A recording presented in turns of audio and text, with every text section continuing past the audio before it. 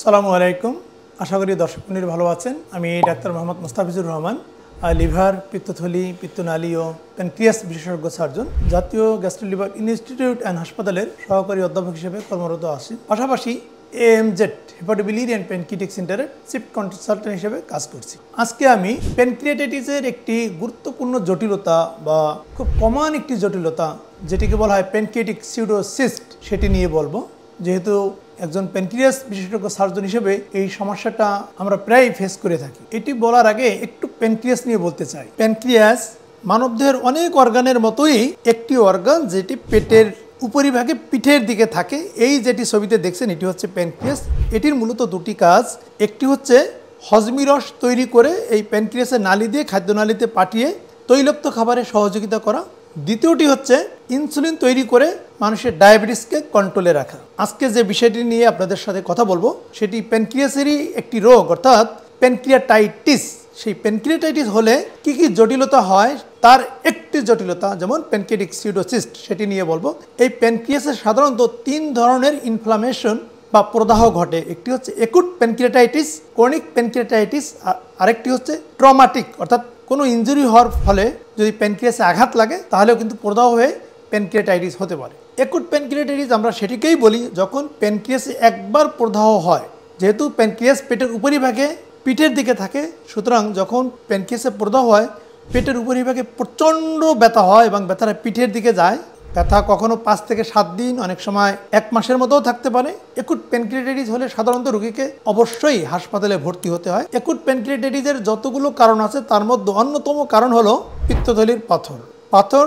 পিত্তথলিতে যখন পাথর হয়, অনেক সময় পাথর এই নালী দিয়ে খাদ্যনালীতে যাওয়ার সময় প্যানক্রিয়াসের নালীতে ট্রমা বা আঘাত লাগার ফলে প্যানক্রিয়াসটা ফুলে মোটা হয়, ফলে একুট প্যানক্রিয়াটাইটিস হয়। এবং একুট প্যানক্রিয়াটাইটিস জীবনে একবারই হবে। এবং একুট প্যানক্রিয়াটাইটিসের যতগুলো কারণ তার 80% ক্ষেত্রে পিত্তথলির পাথর মূল ভূমিকা পালন করে, আর বাকি 20% ক্ষেত্রে অন্যান্য কারণ। আর ক্রনিক প্যানক্রিয়াটাইটিস আমরা সেটি বলি যখন প্যানক্রিয়াটাইটিস বারবার হতে থাকে, একটি চলমান রোগ, সময়ের সাথে সাথে তার ব্যথা বা সমস্যা বাড়তে থাকে, রোগীর একটা পর্যায়ে গিয়ে ডায়াবেটিস দেখা যায়। আর ট্রমাটিক প্যানক্রিয়াটাইটিস অর্থাৎ পেটের উপরিভাগে যদি কোনো কারণে আঘাত লাগে, ট্রমা হয়, রোড ট্রাফিক অ্যাক্সিডেন্ট অথবা গাছ থেকে বা কোথাও উঁচু থেকে নিচুতে পড়ে গেলে প্যানক্রিয়াস আঘাত লাগলে কিন্তু ট্রমাটিক প্যানক্রিয়াটাইটিস হতে পারে। এখন এই যে 3 ধরনের প্যানক্রিয়াটাইটিস বললাম, তার একটি জটিলতা আবার হলো এই যেটি দেখছেন, এই পেটের ভিতরে কোথাও একটা পানির থলের মতো তৈরি হতে পারে। 3 ধরনের প্যানক্রিয়াটাইটিস যেটি বলছিলাম, একুট, ক্রনিক অথবা ট্রমাটিক, এই 3 ধরনের ক্ষেত্রেই পেটের ভিতরের যে কোনো জায়গায়, তবে বিশেষ করে পেটের উপরিভাগে লিভারের নিচে এবং ঠিক প্যানক্রিয়াসের উপরে এই জায়গা বরাবর একটা পানির থলের মতো এরকম তৈরি হয়। এই যে তরল পানিযুক্ত যে থলে বা থলি পেটের ভিতরে তৈরি হলো প্যানক্রিয়াটাইটিস হওয়ার ফলে, এটাকেই বলা হয় প্যানক্রিয়াটিক সিউডোসিস্ট। এই বিষয় নিয়েই আজকে আমি কথা বলবো। আমি ছবি এঁকে যেটা এতক্ষণ দেখাচ্ছিলাম, ঠিক তেমনিভাবে আজকে একজন রুগীর এই প্যানক্রিয়াটিক সিউডোসিস্টের জন্য অপারেশন করেছি। দেখেন, তার একটা MRCP অর্থাৎ পেটের একটা MRI। এই যে সাদা যে একটা থলির মতো বা বেলুনের মতো দেখছেন, এটি কিন্তু পেটে থাকার কথা নয় স্বাভাবিকভাবে। এটি এই রোগীর ক্রনিক প্যানক্রিয়াটাইটিস আছে, সেই প্যানক্রিয়াটাইটিসের জটিলতা হিসেবে পেটের ভিতরে অর্থাৎ পেটের উপরিভাগে এই যেটি, এটি হচ্ছে লিভারের নিচে এই থলিটা তৈরি হয়েছে। এটাই হলো প্যানক্রিয়াটিক সিউডোসিস্ট। এতক্ষণ যেটি বলছিলাম যে প্যানক্রিয়াটিক সিউডোসিস্ট 3 ধরনের প্যানক্রিয়াটাইটিসের ক্ষেত্রেই হতে পারে। এখন এই প্যানক্রিয়াটাইটিস হলে কিভাবে বোঝা যাবে? সাধারণত পেটের ভিতরে, বিশেষ করে পেটের উপরিভাগে ব্যথা থাকবে, ক্ষুধামন্দা দেখা দেবে, ওজন কমতে থাকবে, বমি বমি ভাব হবে। সবচেয়ে যেটি গুরুত্বপূর্ণ, পেটটা ফোলা মনে হবে, অর্থাৎ অ্যাবডোমিনাল ডিস্টেনশন মনে হবে, পেটের ভিতরে কোনো একটা বলের মতো বা থলের মতো আছে, যেটা অনেক সময় বাহির থেকেও দেখা যাবে বা বোঝা যাবে। আর এই ধরনের রোগীর তো একটা ব্যাকগ্রাউন্ড থাকবেই, যে যদি একুট প্যানক্রিয়াটাইটিস হয় তার কাছে শুনলেই বোঝা যাবে যে কিছুদিন আগে উনি হসপিটালে ভর্তি ছিলেন এবং হসপিটাল থেকে রিলিজ নিয়ে বাসায় আসছেন।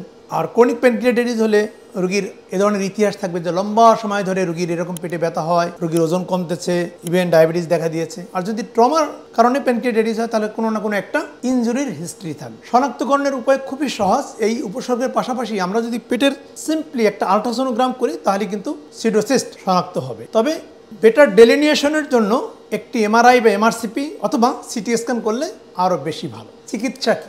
এই 3 প্যানক্রিয়াটাইটিসের পরেই প্যানক্রিয়াটিক সিউডোসিস্ট হতে পারে।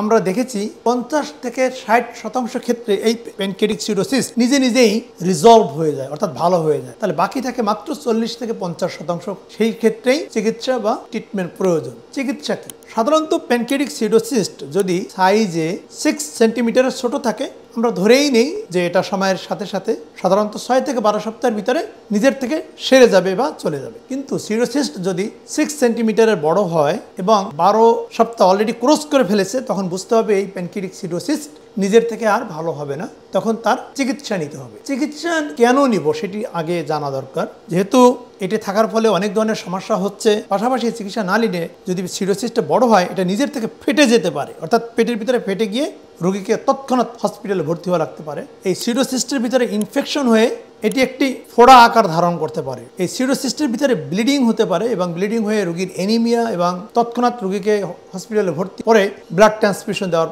মতো ঘটনা ঘটতে পারে। সুতরাং অবশ্যই চিকিৎসা নিতে হবে। চিকিৎসা আবার দুই ধরনের। সাধারণত এই ধরনের প্যানক্রিয়াটিক সিরোসিসের ক্ষেত্রে দুই ধরনের চিকিৎসা, একটি হচ্ছে এন্ডোস্কোপিক প্রসিডিউর, আরেকটি হচ্ছে সার্জারি। তবে বেশিরভাগ ক্ষেত্রেই সার্জারি করতে হয়। সেটি হলো আমরা ওপেন পদ্ধতিতেই পেটের ভিতরে ঢুকে এই যে সিরোসিস্ট যেটি আছে পাকস্থলী বা খাদ্যনালীর আশেপাশে, তার সাথে পাকস্থলীকে অথবা খাদ্যনালীর সাথে একটা বাইপাস বা জোড়া লাগিয়ে দিই। এতে যেটি হয়, সিরোসিস্টের ভিতরে জমে থাকা যে তরল বা পানীয় অংশ রয়েছে, এর ভিতরে আরো কিছু এনজাইম থাকে এবং প্যানক্রিয়াটাইটিসের ফলে প্যানক্রিয়াস থেকে খসে আসা কিছু টিস্যু এই থলির ভিতরে জমা থাকে। এগুলো যখন বাইপাস করি সবগুলো বের করে আনা হয় এবং একটি বাইপাসের ফলে পরবর্তীতে যখন এখানে পানি জমে সেটি খাদ্যনালীতে চলে আসে, ফলে রোগী এই প্যানক্রিয়াটিক সিরোসিস থেকে মুক্ত হয়ে যান। সিরোসিস হলে বা অপারেশনের পরে যেটি করতে হবে, রোগীকে তৈলাক্ত খাবার অ্যাভয়েড করতে হবে, বিড়ি, সিগারেট, তামাক, জর্দা এবং অ্যালকোহল থেকে সম্পূর্ণভাবে দূরে থাকতে হবে। যদি ক্রনিক প্যানক্রিয়াটাইটিসের ফলে ঘটে তাহলে অবশ্যই ক্রনিক প্যানক্রিয়াটাইটিসের চিকিৎসা নিতে হবে। যদি অ্যাকুট প্যানক্রিয়াটাইটিসের ফলে হয়, তবে সাধারণত অ্যাকুট প্যানক্রিয়াটাইটিস কিন্তু পিত্তথলির পাথরের জন্য হয়, তাহলে সেই পিত্তথলির সার্জারি সিরোসিস সার্জারির সময় একই সময় করে ফেলতে। আশা করছি সুপ্রিয় দর্শক মণ্ডলী, আজকে যে প্যানক্রিয়াটাইটিসের জটিলতা অর্থাৎ প্যানক্রিয়াটিক সিরোসিস নিয়ে যে ধারণা দেওয়ার চেষ্টা করলাম, আপনারা সেটি বুঝতে পেরেছেন। পাশাপাশি আপনাদের যদি এ ধরনের ভিডিও ভালো লাগে, কমেন্টস বক্সে আপনারা আপনাদের বিষয়ে বা আপনাদের পছন্দের টপিকস নিয়ে প্রশ্ন করতে পারেন। আমরা তাহলে নেক্সট ভিডিওতে সে ধরনের কন্টেন্টস তৈরি করব। ভালো থাকুন। আল্লাহ হাফেজ।